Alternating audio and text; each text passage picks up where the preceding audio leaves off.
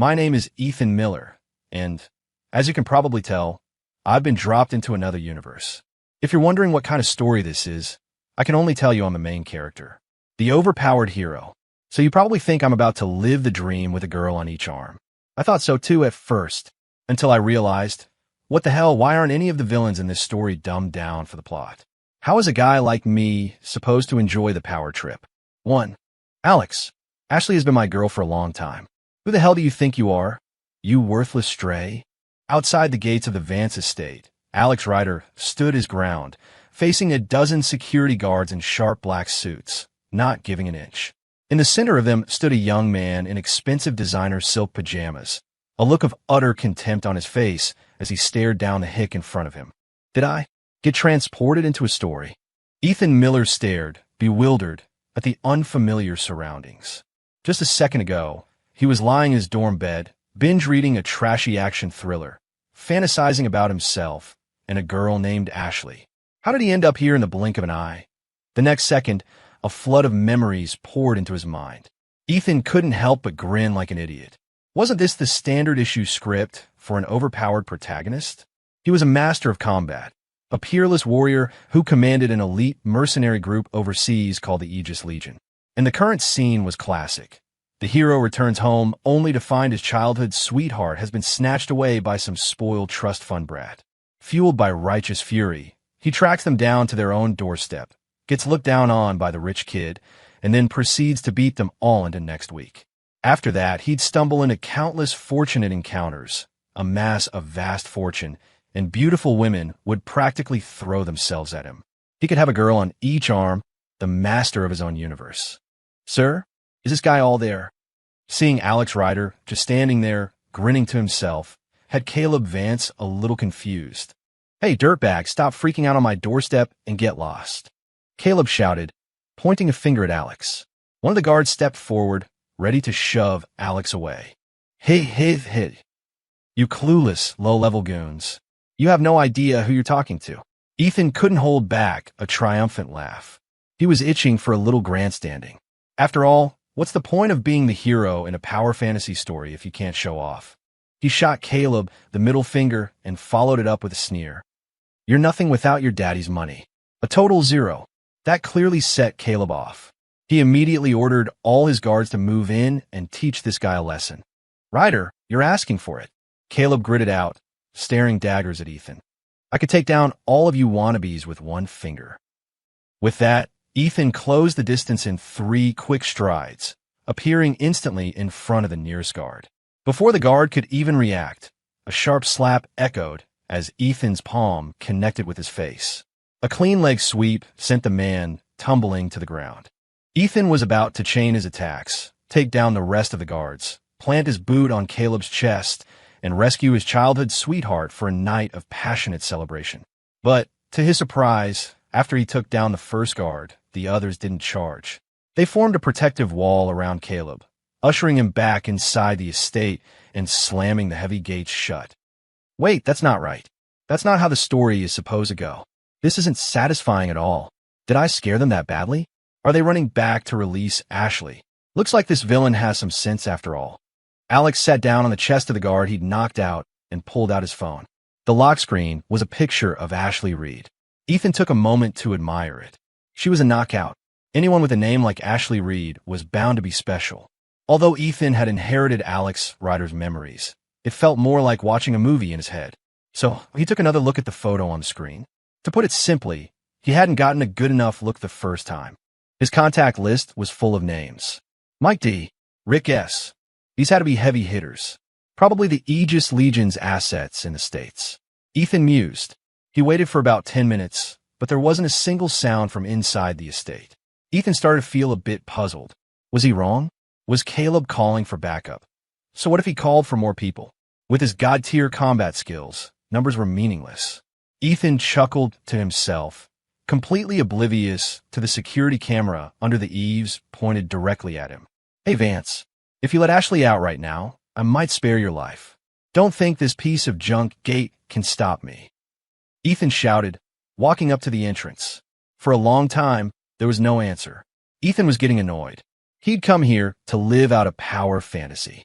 The villain was supposed to stand there, take a beating, and then disappear.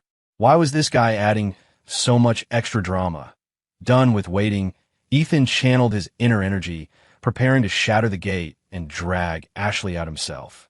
He was also going to teach that clueless little villain a lesson he'd never forget. As he focused his power on the gate, the massive wooden doors began to creak and groan. A crack appeared down the middle, and the entire structure started to shake, the ground trembling slightly beneath it. With a final, explosive crack, the gate splintered into 1,000 pieces. Damn, it feels good to be the hero.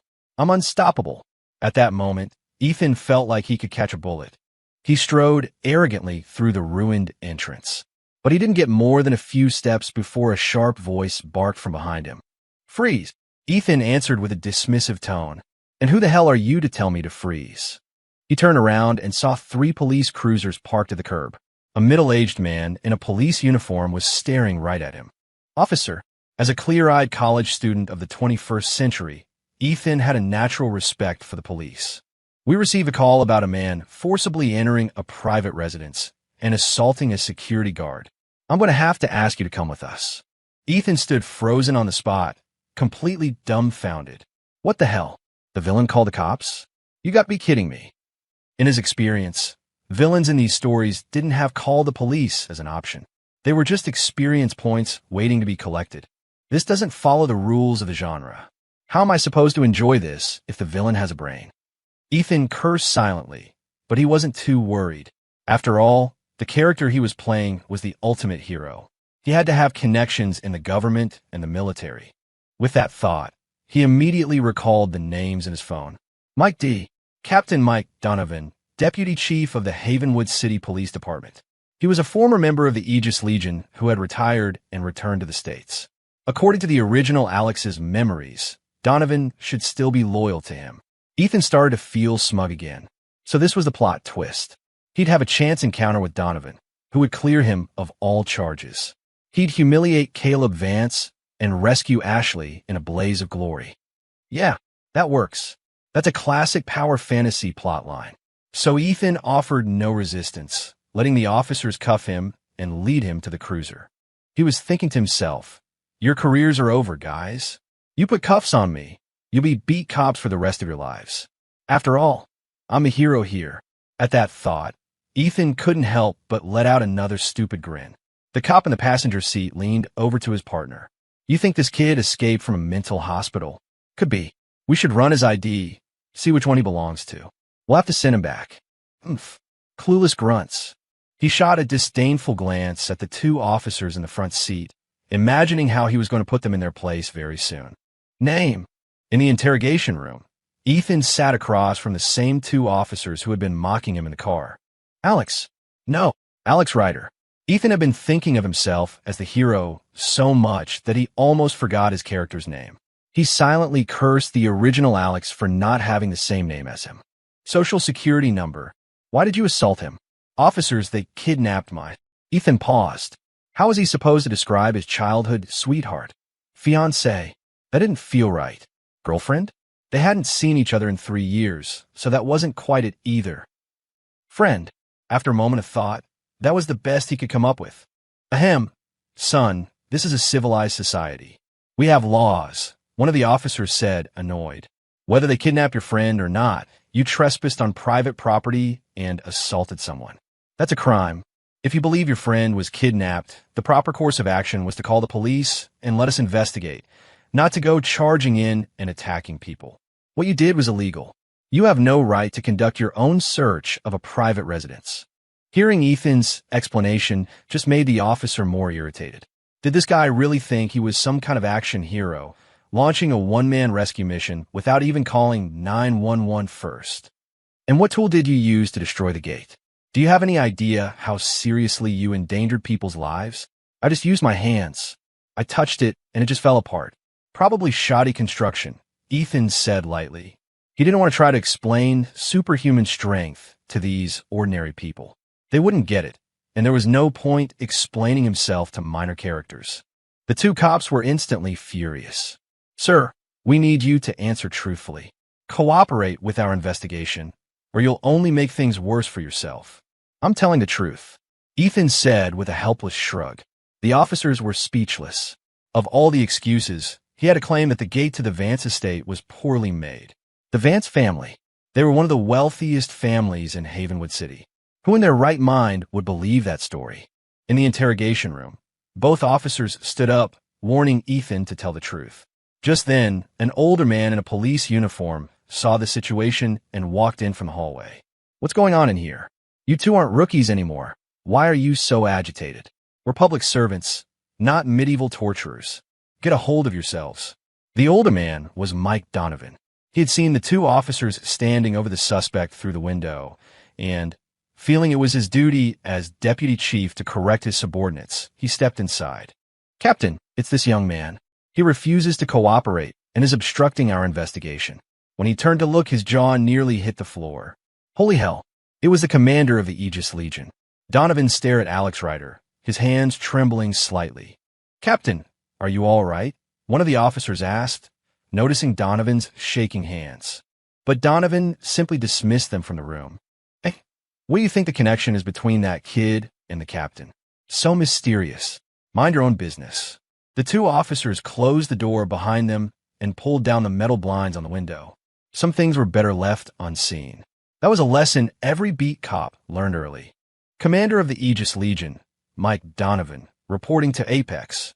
Once the two officers were gone, Donovan immediately dropped to one knee, giving Ethan the Legion salute.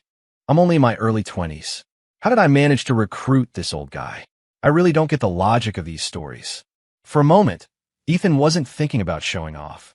He just found the scene ridiculous, even a little cringy. This was the kind of moment in a book that would make him curse the author for being an idiot. Captain, please, get up, Ethan said, pulling Donovan to his feet. Apex, I apologize for the trouble you've endured today. It's my failure. Rest assured, even though I've got one foot in the grave, I am ready to serve whenever you have need of me, Donovan swore respectfully. Can I get out of here? And can you make this problem go away? Ethan didn't care about the formalities. He was the hero of this story, and he couldn't let an insult go unanswered. With the deputy chief on his side, he was going to crush that punk. Consider done, Apex. There's nothing in Havenwood City I can't handle. I await your command. Ethan felt a smirk spreading across his face. The perks of being the protagonist were just too good. He tilted his head back and let out a laugh. I'm a smirking hero. A short while later, Ethan walked out of the police station under the stunned gazes of the two officers. He didn't even have to sign any paperwork. On his way out, he couldn't resist giving them a little praise. Good work, guys. I see big things in your future. Afterward, Ethan took an Uber back to his apartment. He decided he needed to rally some troops before going back to deal with Caleb Vance. No, he was the protagonist. He should say exact justice.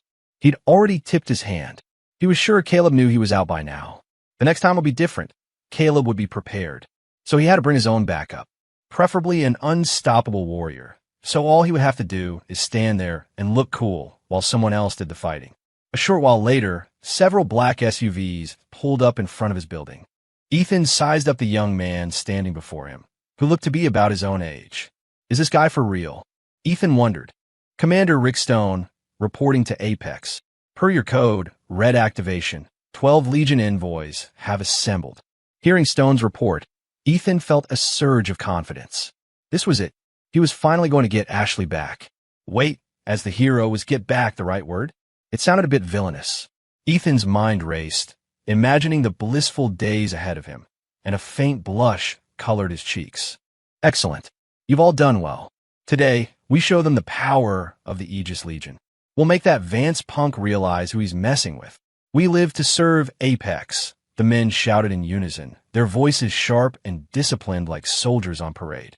Pedestrians on the street stared, thinking it was some kind of military exercise, and quickly pulled out their phones to record videos. At that moment, Ethan felt invincible. It was time for the fun to begin. At the Vance estate, Caleb already knew that Alex had been released. He sighed to himself. The guy had some connections after all. So what if you have connections? If you're an idiot, connections don't matter. This is a civilized society. You have to use the law to your advantage. Does he really think he's some kind of feudal lord? Just how far do your connections go?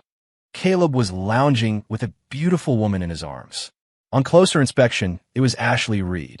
He had already gotten the whole story about Alex Rider from her. The legendary Apex, just the head of some private overseas army. You really think you can come back to the States, and I'll just stand here like an idiot and let you hit me? Moron. Caleb sneered, his hands wandering, the smooth, warm touch intoxicating. I wonder what your dear Alex will think when he sees this. Caleb said playfully, kidnapping? He would never do something so crude. With money, you could have anything you wanted. A few well-acted scenes, and this beauty was wrapped around his finger. Why would he resort to force? That was a move for simpletons. Caleb laughed to himself, thinking about the idiotic testimony Alex had given at the police station. A guard walked in and whispered something in his ear. This Alex Rider really is a moron. I thought I'd have to play with him a little longer, but he just shot himself in the foot. Caleb smirked. He wasn't worried about Alex Rider in the slightest. Meanwhile, Ethan had arrived at the Vance estate with his Aegis Legion envoys. The 12 commandos formed two lines, completely blocking the entrance. The estate hadn't had time to replace the gate yet, so the entrance was wide open, offering a clear view inside. Vance, send Ashley out, or today will be the day the Vance family is wiped from this city. Ethan yelled, his voice amplified by his internal power, echoing through the estate. What goddamn dog is barking at my door? Do you know what happened to the last person who caused trouble here? Caleb walked out, a look of arrogance on his face. But when he saw the black-clad soldiers at his gate, and then Alex, his expression tightened. He quickly shouted back toward the house. Security, get out here! Caleb screamed, all his earlier bravado gone. He scrambled back inside, but something about his retreat seemed off, almost deliberate. Ethan didn't think twice about it. He was so caught up in his role as the invincible hero that he thought he could do anything in this world without consequences. With the deputy chief in his pocket, what could possibly go wrong? He gave the order. The Legion was to advance into the estate, capture Caleb Vance, and rescue Ashley Reed. Caleb ran for his life up ahead, while Ethan followed at a leisurely pace behind him. Everything was going according to plan, until Caleb ran into a courtyard and finally stopped, panting heavily. Ryder, you've got a lot of nerve, leading an armed assault on a private residence. Ethan just assumed it was a powerless rage. He scoffed. So what if I did? I walked out of jail just fine last time, didn't I? Vance, you messed with the wrong guy. What gives you the right to break into my home? Do you think you own Havenwood City? Forget Havenwood City. I could crush a little ant like you anywhere in this country. Caleb seemed to be getting scared. He stammered. You, aren't you afraid of the law? Ethan was enjoying the grandstanding. It was exhilarating. The law? The law should be coming for kidnappers like you. Done with the banter, Ethan waved his hand. One of his men lunged forward, about to drive a fist into Caleb's stomach. Suddenly, dozens of large men appeared behind Caleb. Ryder, if you leave now, I can forget this ever happened. As for your kidnapping claim, it's absolute nonsense, Caleb said, standing up straight and giving his men a subtle wink. A faint smile played on his lips. Stubborn till the end. Ethan was high on his own power. He didn't care about the details anymore. He ordered his men to take Caleb down. He would find Ashley himself. The thought of planting his foot on Caleb's chest while holding Ashley in his arms was just too sweet. As for Caleb calling the police again, he was past caring. He had a man on the inside. The worst that could happen was a few days in a holding cell. One of the Legion envoys blurred past, and Caleb's bodyguards fell one by one. Ethan marveled to himself. Were these guys made of paper? This was just like the stories. Anyone who wasn't on his side was laughably weak. This was awesome. Ryder, you're nothing without your goons. Face me one-on-one if you have the guts. Ethan sneered. He moved like a phantom, appearing in front of Caleb in an instant and kicking him to the ground. He pressed his foot down hard on Caleb's chest, bent over, and smirked. But Caleb looked almost satisfied. This made Ethan curious. Is this guy a masochist? Pinning Caleb down, Ethan scanned the area. There were no cameras on the surrounding walls. He must have been overthinking it. The villain was just an idiot, here to make him, the hero, look good. Ethan dismissed his doubts, reaffirming his faith in his protagonist's plot armor. You guys watch them. I'm going inside to find Ashley. Ethan was secretly thrilled. There were some scenes his men just couldn't be allowed to witness. Wandering through the maze of rooms in the Vance estate, Ethan got a little lost. Damn it, these rich bastards. This house is huge, he muttered. He made a mental note to get one of his wealthy Legion subordinates to gift him a mansion later. After all, he still had so many beautiful women to meet. After searching for what felt like an eternity, he found a room that looked particularly opulent. His heart skipped a beat. This must be Caleb's bedroom. Logically, Ashley should be here too. He pushed the door open. A stunning woman was sitting on the edge of the bed. Ashley was wearing a form-fitting purple dress, her dark hair cascading down, partially obscuring her perfect porcelain face. He could hear the faint sound of sobbing. Ethan was almost certain it was her. His body's instincts were screaming. The original owner of this body was clearly overwhelmed at the sight of her. "Ashley, are you okay?" Ethan spoke, crossing the room in a single bound. Sitting beside her, Ethan caught a strange, intoxicating scent coming from her. He was mesmerized, his mouth practically watering. Unfortunately, Ashley looked up and saw him drooling. But she didn't seem to mind. She threw herself into his arms. "Alex, you're finally back." "That Caleb, he's a monster." Ashley sobbed into his chest. After a long while, she finally calmed down, resting in his embrace. "Alex, you won't think less of me, will you?" she whispered, her breathy voice sending a jolt through him. Ethan couldn't take it anymore. He pulled her into a tight hug. "Ashley, of course I won't." They looked into each other's eyes and leaned in for a kiss. Cute face, cat face, kiss, heart. But before things could go any further, the door burst open. A team of police officers rushed in, all of them pointing handguns at Ethan. Another officer was documenting the scene with a camera. Ethan quickly pulled Ashley close, but she shoved him away and collapsed on the floor, crying hysterically. What was going on? Ethan stood there completely baffled. Then he saw Caleb, covered in dust, his expensive pajamas torn and filthy, stumbling into the room. Caleb shot a terrified glance at Ethan, then saw Ashley on the floor. He ran to her, his eyes filled with tears, and held her tightly.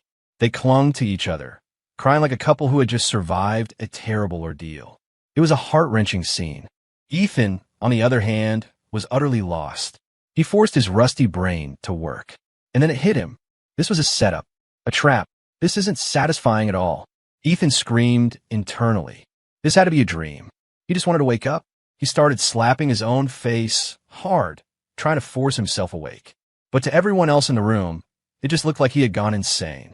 "Director, is he crazy?" a young officer asked the stern-looking middle-aged man beside him. The man was a federal agent, a director from the Department of Homeland Security. He had been in Havenwood City for a routine inspection when he received a tip about a foreign private military operative in the country. He never expected to catch such a big fish. Others might not know the name, but as a director at DHS, he certainly did. This was one of the most wanted criminals in the world, on every red list. The leader of a mercenary group called the Aegis Legion that operated with impunity, showing no respect for any nation. The UN had been hunting him for 3 years with no results. Every undercover agent sent after him had been returned, dismembered, and now he had barely settled into his hotel in Havenwood before a major commendation fell right into his lap. Director Thompson was ecstatic. Knowing the target was highly dangerous, he had mobilized every available officer in the city after confirming his identity, just to make sure his commendation didn't slip through his fingers. "Alex Ryder, it's over. We've already arrested Mike Donovan." Director Thompson looked at Ethan with a cold expression, though inwardly he was celebrating. Hundreds of officers had the Vance estate completely surrounded. At that moment, Ethan completely broke down. He threw his head back and screamed incomprehensible nonsense. "Why am I not the hero? I get sent to another world, and I don't even get to have fun. No, this has to be a dream. This can't be happening. None of you are real." Seeing that communication was impossible, Director Thompson gave a quiet order. "Take him into custody. Be careful." 5 officers moved forward. One held a pair of handcuffs for held stun batons. The rest stood back, aiming tranquilizer guns.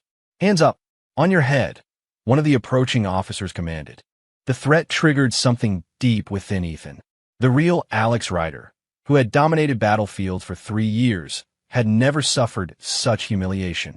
Instinct took over. He lifted his head, his eyes bloodshot, and glared at the approaching officers. The officer with the handcuffs met that crimson gaze, and his steps faltered. In that split second of hesitation, Alex was on him. A swift kick sent the handcuffs flying. With a twist of the wrist, he snapped the officer's neck. The officers behind him opened fire, a hail of tranquilizer darts flying toward Alex. A slight smirk touched Alex's lips. He weaved and dodged, and not a single dart touched him. Insects. Alex picked up speed, closing in on Director Thompson. But the director remained calm, raising his radio. "Sharpshooters, you are cleared to engage." Thompson watched Alex approach with an unnerving smile. A so-called apex. Here, in the United States, even a dragon had to lie down. He had known who he was dealing with from the start and had prepared accordingly. For a man with an international reputation, you had to bring overwhelming force. From a high vantage point, a sniper squeezed the trigger. A large-caliber bullet shot from the barrel, tearing through the air and slamming into Alex's right arm. As fast as Alex was, he couldn't outrun a bullet, especially one he never saw coming. A bloody hole erupted in his bicep as the round passed clean through. "Tear gas now," Director Thompson ordered, giving no ground. He wasn't like the villains in the stories who would gloat at the first sign of an advantage. As officers in gas masks fired canisters into the room, the overwhelming power that had been surging through Alex vanished. Ethan was back, and his eyes were streaming, tears blurring his vision. He couldn't see what was happening, and the searing pain in his arm made it impossible to think. He had lost any chance to fight back. Only now did he realize that he was the dumbed-down idiot in this story. He was the one who had stood right under a security camera to confront someone. He was the one with a highly sensitive identity who had acted so brazenly. But how could he have known? In the stories he read, the villains never called the cops, and the childhood sweetheart never betrayed the hero. He had been played masterfully by the villains. He swore to himself that he would never read another pulpy thriller again. They were all mindless, plot-hole-ridden fantasies that had rotted his brain. Now, all he could do was surrender and await his unknown fate. He still didn't understand why Ashley would betray him. As a swarm of police officers surrounded Ethan, the scene finally came to a close. In the end, Director Thompson and the family of the slain officer received the highest commendations. The other officers received a collective unit citation. Even Caleb Vance, who reported Ethan, was given a civilian service award. Ethan was sentenced to death, with the execution to be carried out immediately. The charges included murder, war crimes, espionage, sexual assault, aggravated assault, and trespassing with endangerment to human life. Even if Ethan had 10 lives, it wouldn't have been enough. Many of the charges were for traps Caleb had expertly designed for him to walk into. As the theme song to SpongeBob SquarePants played from a distant TV, a single gunshot rang out and a hole appeared in Ethan's forehead. In another world, a college student was lying in his bed, a phone clutched in his hand. With a gasp, Ethan's eyes flew open. His back was drenched in a cold sweat. Thank God, it was just a dream. End.